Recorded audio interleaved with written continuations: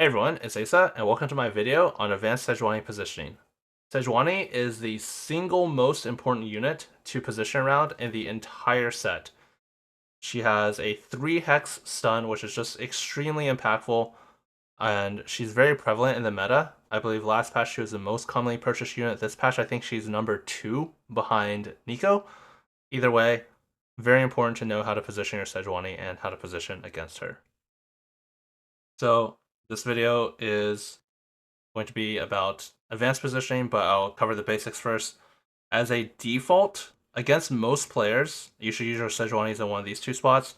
The reason is if your opponent has a standard looking front line, let's just say they have like a Vanguard Marksman front line. So these units here, and they do something like this. And they have their carry over here. Sejuani hits in a 3 hex radius. So basically, if you have your Sejuani on the same side, which is very important, of course, because stunning your enemy carry is very impactful. If you target either of these units, like let's say you target the Ross here, 3 hex radius is 1, 2, 3. So it'll stun the enemy's eye, it'll stun everything in kind of this circle right here.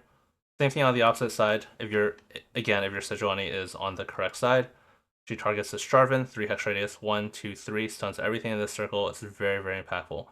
Stunning your opponent's front line is nice, but stunning your damage carries is really what you're looking out for. For example, if they stun your Sejuani, that's not great, but she's only going to lose a couple of auto attacks. That's about 20 mana, but she's getting so much of her mana from taking damage that 20 mana from her own auto attacks is not that much in the grand scheme of things. So this is kind of like the basics for Sejuani to default one of these two spots.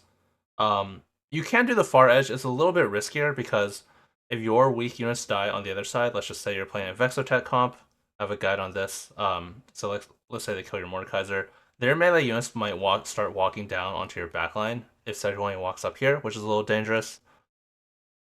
So generally one of these two as a default is preferred. So if you're playing against someone else who has Sejuani on their board, I generally recommend as a default to kind of just be safe against Sejuani is to have your closest frontliner more than 3 hexes away from your carry. So again, let's say our roles are reversed. Try to put your main tank here, and what will happen is normally in the position I just showed, this would be 3 hexes away. Sejuani would stun Leona, it would hit this circle, and your Zai would get stunned. However, if you put your main tank over here, Sejuani will walk to usually here, probably because they might have another frontliner here, but she'll walk over here. Even if they do far left over here, as long as they have some other units, either way, regardless of whether they have other units, but even if they have other units here, what will happen is this will walk here. Sejuani will still walk to the Leona every single time as long as she's still alive, and then target the Leona, and it'll still be a 3 hex radius around the Leona. So 3 hex around her, it'll hit this circle, and you'll see that it narrowly misses your Zaya. She'll just be 1 hex outside. So by default, as long as your Leona's live, this is completely safe. Unless your opponent does something weird, which I'll talk about later, against Sejuani. On the opposite side is actually preferable because you can see like leaving a 3 hex gap can be a little bit scary. So on the opposite side, you just kind of do this, which looks a lot more natural. Honestly, either way is safe. But this side is usually more common. So again, if you do the default Sejuani position, which is suggested here or here, if your opponent does it, the Sejuani will walk up here. It targets this Leona, and it's again the Sejuani is in a 3 hex radius around her target, not herself. So it'll go 1, 2, 3, and it'll do this circle around, and you can see it narrowly misses your carry again. So as a default, this is safe against Sejuani on this side, and this is safe on the other side. So basically, I would say the default Sejuani, like I would say this is kind of like level 1, is to put their Sejuani here or here. And again, the reason is because I play an NA Challenger, and I find very, very frequently people will not be doing this. They'll just be putting their front line something like this. And in this case, their carry actually will get stunned. So this is kind of what I think of like level 1 positioning. And this is kind of what I think of as like level 2 positioning to counter that. But then there's another really dangerous thing you can do if you find your opponent is doing this positioning, which I think I'm finding this pretty prevalent as well on NA ladder. I see a lot of people doing stuff like this, or on the opposite side. So the way you would counter this, and I would consider this kind of level 3 positioning, is you would actually start your Sejuani back here. This actually works a lot better if you have a melee carry, because what we're going to try to do is have it walk all the way down to the Xayah. But if you have some more frontliners on this side, this is a little trickier because you actually need more frontliners. So let's say we have kind of the ExoTech units potentially. If we position something like this on the first frame, Gragas will move here, Mordekaiser will move here, Sejuani will move up. On the second frame, Mordekaiser walks here, Sejuani will walk up. On the third frame, Mordekaiser will walk here.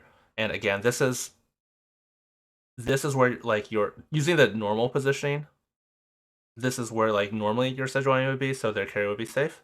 But now Sejuani has nowhere to go, she'll just walk directly down to the enemy carry. So this, I would say, is kind of level 3 positioning, where you can counter someone doing the... You might have heard streamers call this anti-Sej positioning, so this is also kind of... You might have heard this called like anti-Sej positioning as well. But this is what kind of I consider like level 3. You would just start her back here and block her out in the front line so she gets a clear path down. This also works on the other side as well. Again, if you just defaulted your Sejuani here, it always walks here and targets Leona and doesn't stun Xayah. But if you have a different unit take up that spot, so let's say you do something like this.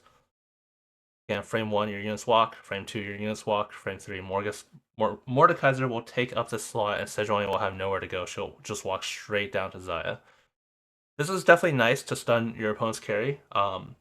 It's very effective even, but it's actually really, really, really good if you have a strong melee carry. For example, if you have a Renekton or even like a Garen with items. But let's say we have a Renekton and we position something like this. Now this is actually extremely dangerous for your opponent, because if they're doing this, your units will walk, and then your Renekton will walk all the way down here, and he'll actually just kill the Xayah, depending on what items and augments you both have. But generally, if you have like any items at all in this guy, or even 2-star no items, we'll just kill their backline. Same thing if you have an itemized Garen, you can do the same thing. Viego, not so much, because Viego will just jump into largest clump, so he'll just jump back to the front line. But yeah, this is going to be really effective. And again, this is kind of level 3 positioning. So finally, how do we counter this? I guess kind of like level 4 positioning, or you can also just... It's kind of like wraps back around, and why most people just... If they're not thinking about Sejuani at all, will kind of just put their front line like this. Kind of the downside to this positioning is if they just kind of do like a, the level... I guess like the level 0 positioning, because I said level 1 was... to stun their corner with Sejuani. And they just kind of do something like this. Your Renekton will actually get blocked, and he'll walk all the way around. Your weak tank over here will die, and then your damage carry will get targeted next by anything on the right side. They're likely to have, some other units, like, again, maybe standard marksman board. They might have Jhin and Aphelios. So maybe they'll be positioning like this, and then this unit will die pretty quickly, and then all of these units on the right side will be killing your range unit, which of course you don't... Sorry, not your range unit. Your damage unit, which of course you don't want. So this is inherently risky, but if you are playing Sejuani and you notice someone kind of doing this against you, you can go for something like this against them. I'll just show it on the other side, since it haven't done yet. So again, this is kind of like from the perspective of the Vanguard Marksman player, this is kind of like the default anti-Sej positioning. Once again, your Sejuani would be in one of these 2 spots. So it would walk up here, 3 hex radius, just barely. In this case, I'm prioritizing the Xayah not getting stunned. Maybe she's our most important item, our most important unit, for whatever reason. We're prioritizing her not getting stunned. Sejuani targets Leona, doesn't hit everything. So this is kind of the default anti-Sej positioning, but if you do something like this, these units take up the spot, and this has to walk straight down and kills their carry right away. However, once again, if they're just doing kind of a standard setup like this, what'll happen is this walks here. This guy has nowhere to go, so he wastes a lot of time, walks all the way around. Your unit over here dies, and then their entire left side will kill your Renekton, so that's not great. That's going to wrap it up on this video for advanced Sejuani positioning. If you have any comments or questions, let me know in the Discord, and thanks for watching.